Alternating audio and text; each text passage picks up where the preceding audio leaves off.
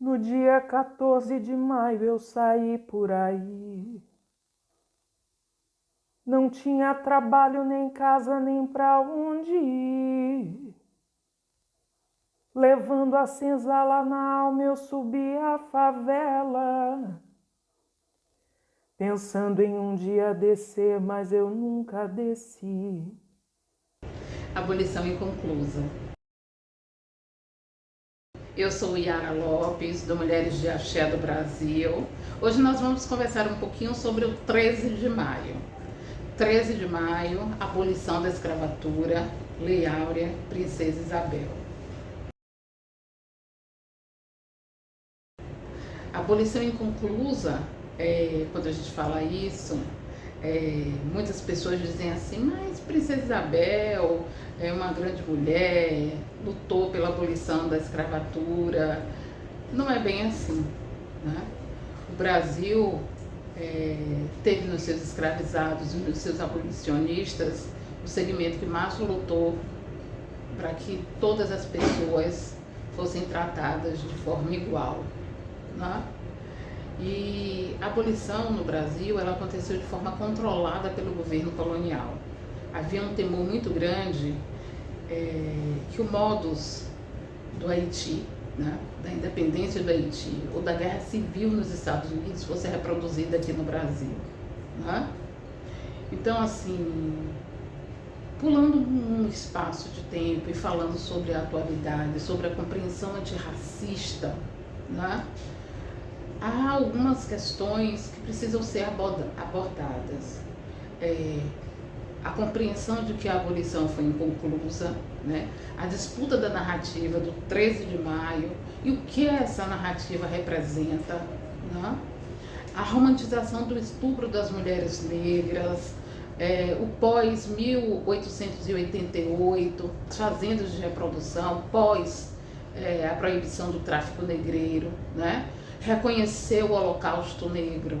Nós precisamos tratar dessas questões para que nós consigamos entender que o Brasil, até os dias de hoje, é um país racista, que as desigualdades sociais ela é reflexo do racismo estrutural, da intolerância religiosa, do machismo, da misoginia, da xenofobia. Nós precisamos falar sobre essas questões e precisamos compreender que tudo que nós vivemos hoje é resultado de uma construção de país que não construiu uma população igual, onde você não permite que o povo tenha direito à casa, condições decentes de vida, uma educação, à saúde, ao trabalho, nós não teremos a igualdade. A luta de classe está aí estabelecida. No processo de escravização, no nosso país, a luta de classe é o grande divisor de águas. Nós tínhamos uma elite branca que vivia da exploração de outros. Assim foi para os negros e foi também para a população indígena. Então, reconhecer tudo isso e reconhecer que o Brasil não foi o último país a abolir a escravatura. Nós tivemos, nesse processo, a Nigéria, 1936, a Arábia Saudita, 1962 e a Mauritânia, 1980. Pense, até os dias de hoje, na nossa atualidade, a gente vive uma outra forma, não é? São as condições análogas à escravidão. E por muito tempo, nós tivemos alguém bem perto da gente, as empregadas domésticas viviam nessa condição. Até hoje, os direitos de todas as empregadas domésticas desse país não é ainda assegurado. Ainda existem muitas mulheres, aproximadamente 70% das empregadas domésticas ainda vivem hoje sem os seus direitos assegurados. Então, reconhecer tudo isso é reconhecer que nós vivemos num país onde se aboliu a escravatura, no mesmo dia se constituiu uma polícia para os vadios. O que é isso? Que significado tem isso para nós? A gente precisa pensar sobre isso. E a gente precisa avaliar essa construção de país a partir de processos estruturantes como esse, né? Nós precisamos avaliar isso. O Brasil foi um país que viveu aproximadamente 400 anos de escravidão, né? E a política e a economia do nosso país se alicerçou exatamente nessa estrutura, né? na estrutura da exploração de um outro segmento, que era o segmento, obviamente, aqui tratado, escravizado. Né? E a reparação?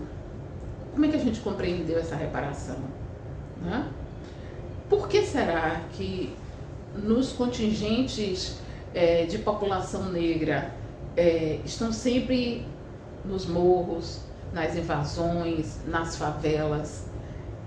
Essa forma de habitação ela é histórica na nossa vida, porque tem a ver exatamente com o 13 de maio, tem a ver com a abolição da escravatura, tem a ver com os espaços ocupados pela elite desse país, pela compreensão de quem eram os escravizados e de que direitos esse segmento teria nessa sociedade.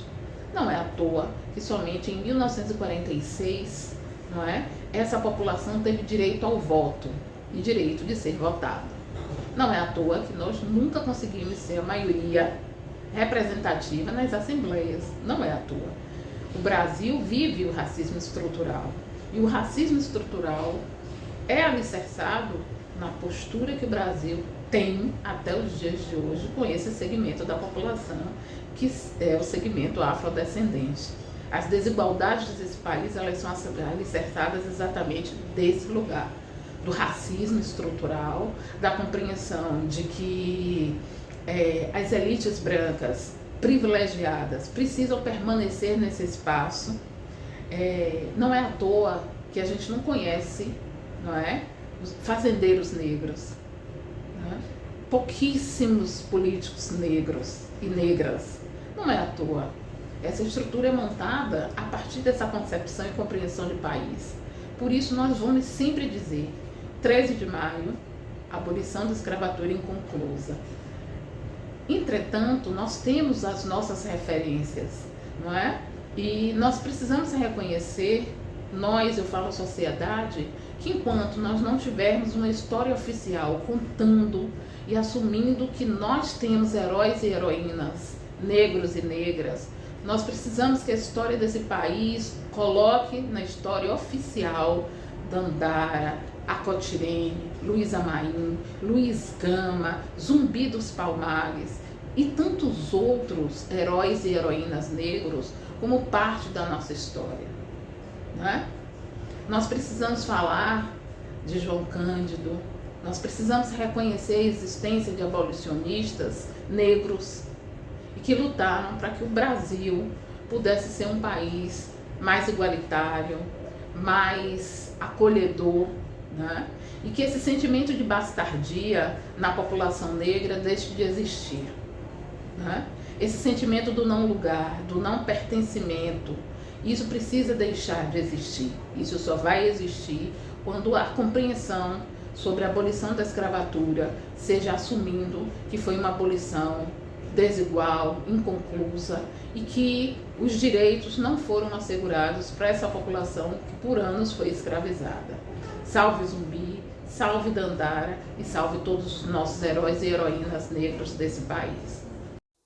Zanzei zonzo em todas as zonas da grande agonia. Um dia com fome, no outro sem o que comer. Sem nome, sem identidade, sem fotografia. O mundo me olhava, mas ninguém queria me ver. Motumbá, a todos, bênção a todos de todas as nações.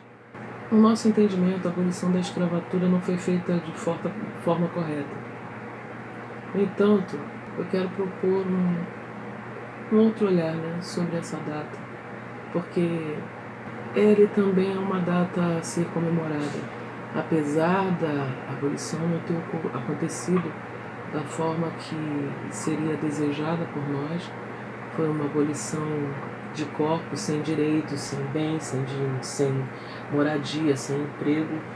Enfim, os negros foram postos literalmente no olho da rua, né? Apesar disso, esse é o dia em que se comemora o Dia dos Pretos Velhos. E a gente tem que ter muito respeito, né? Porque na nossa religião afrodescendente, a gente tem que ter respeito aos mais velhos. Os mais velhos são representantes de sabedoria, né? Apesar de que o mais velho pode ser novo, mas ainda assim ele é entendido como mais velho porque ele é sábio.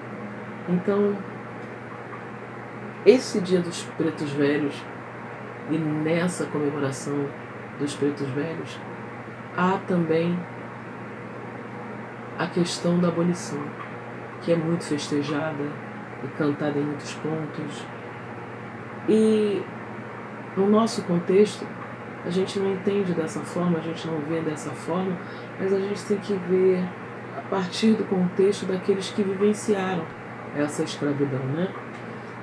Com suas sabidas limitações físicas, porque quando a gente fala de pretos velhos, compreende-se também que eles são pessoas que resistiram, que sabendo muitas vezes que um negro, como em algumas fazendas aqui no Rio, tinham negros que eles somente duravam 1 ano de vida. Então, eles chegaram a ser um preto velho já é uma vitória, né? Uma preta velha, um preto velho já é uma vitória. Então, para aqueles que vivenciavam a escravidão, a gente sabe que tinham os chamados castigos. E esses castigos, que agora nós entendemos como torturas, elas ocorriam geralmente quando os escravos eram fujões. E quando você vai ler a história desses pretos velhos, você vai ver que tem alguns que não têm braço, tem outros que não têm mão, tem outros que não têm pés. E isso era uma característica, né, desses castigos. As torturas, as mais comuns, eram a amputação dos membros, o açoitamento, a exposição ao sol escaldante, enterrar o corpo apenas com a cabeça do lado de fora, exposição ao calor intenso dos fornos, entre outros atrozes castigos, arrancar dentes, cortar boca, língua, unha e outros, né? Mas eu acho que somente o fato deles sobreviverem a essa questão já é muita coisa, né? É realmente um fato a ser festejado. Era a estrutura pensante que estavam dentro e fora da fazenda, porque dentro da fazenda eles conseguiam manter aquela estrutura, porque eles eram os mais velhos, eram a quem as pessoas se dirigiam, né? E fora, eles eram muitas vezes os chefes de quilombos, como a gente pode reconhecer muitas vezes em histórias de quilombos, né? Como Pai João de Angola, Vovó Maria Conga, Pai Manuel, muitos desses nomes que nós temos como apenas pretos velhos, eles foram chefes de quilombos, chefes, homens e mulheres foram chefes de quilombo, foram cabeças pensantes que mantiveram a integridade dos seus dentro e fora da fazenda, né? Dentro e fora do cativeiro, né? Como se falava. Então, a partir dessa perspectiva, que é a de luta, que é uma parte que é bastante apagada, mas de luta de um povo que às vezes já não podia mais nem sair do lugar, né? Ele estava na fazenda, ele era um preto velho, a maioria das pessoas já estava sendo libertada, já havia fugido. A gente sabe que a abolição da escravatura foi um ato num término, quando a coisa já estava em andamento, isso já estava em andamento, mas para estes que não poderiam sair dos lugares que estavam, ela era algo importantíssimo. E aí eu pude compreender isso numa festa que eu fui de Umbanda e cantando muitas vezes essa libertação. Eu falei, mas por quê? E aí eu entendi, porque eles eram lutadores, eles eram as pessoas que estavam vivenciando isso até o último grau, né? Nos castigos, no tempo que eles viram as pessoas que eles amavam, os amigos que eles tinham morrendo, sendo vendidos, seus filhos, tudo. E aí a proclamação da lei áurea. Então, para nós não foi tudo que nós queríamos, eu acho que nem para eles, mas naquele momento eu acho que foi importantíssimo. Eles podiam estar com os seus, aqueles que já estavam do lado de fora, que já tinham fugido, eles poderiam sair daquele lugar, porque tinham muitos que eram simplesmente aleijados por tanta tortura, cegos. Não é por nada que a gente vê o preto velho sempre muito abaixadinho, muito curvado. Isso era um trabalho que fazia com ele, era a falta de cuidado, de nutrição, de boas condições de vida, como às vezes a gente vê até hoje, né? Então, eu acho que tem uma dor ao se ver tudo isso, tem uma dor ao se ver a questão da escravidão, mas ela é uma dor necessária, porque a gente não pode esquecer tudo que eles passaram, tudo que eles lutaram, e nem desfazer de suas comemorações, né? Porque para esses pretos velhos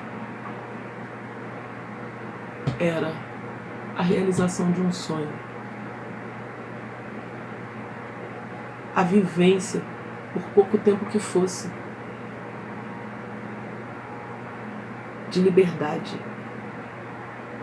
Liberdade que talvez muitos deles não tenham tido em nenhum momento da vida, podem ter nascido escravos, e outros que não nasceram escravos e se tornaram escravos.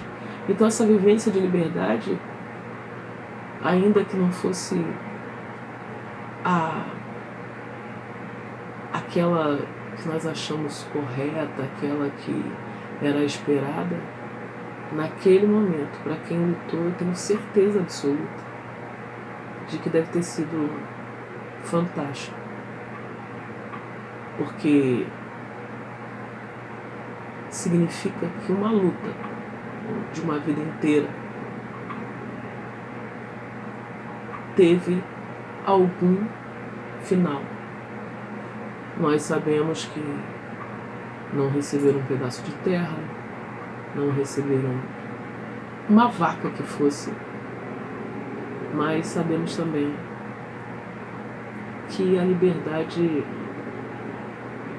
só de você saber que você não está à mercê, também tem um preço que não se pode pagar. Então, viva os pretos velhos. Viva os pretos velhos, que com sua amorosidade, digo, hoje, como espíritos, nos tratam, nos dão receitas, nos contam a sua história, para um povo que teve toda uma história de descendência apagada, como os brasileiros, os negros brasileiros tiveram, porque nós não sabemos de onde viemos. Isso é extremamente importante. Então, viva os pretos velhos, nesse dia 13 de maio. Será que deu para entender a mensagem? Se ligue no Ileaie, se ligue no Ileaie, agora que você me vê, repare como é belo ver nosso povo lindo. Repare que é o maior prazer, bom pra mim, bom pra você. Estou de olho aberto. Olha, moço, fique esperto, que eu não sou menina. Olha, moço, fique esperto, que eu não sou menina.